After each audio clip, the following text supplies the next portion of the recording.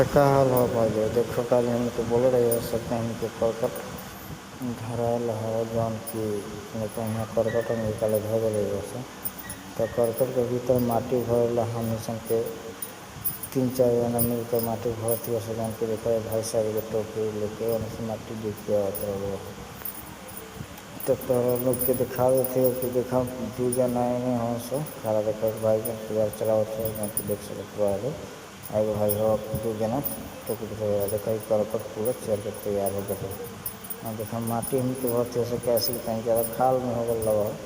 अब माटी भरल ज़्यादा जरूरी लगा तो माटी देखा चारों तरफ से भराते और देख कितना लंबा चौड़ा हो जौन कि करकट भरे में बल कल बहुत मेहनत कर रहे हैं घाम में दिन भर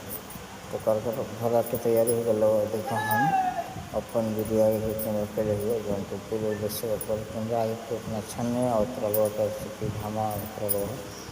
और घामा से पूरा बुरा हाल हो पसीना से पसीना हमको हो गया सब ठीक आ देखा चारों बगल में राती देख सकता पूरा लोग के आदमी हो माटी भरा तो देखे खाते ठीक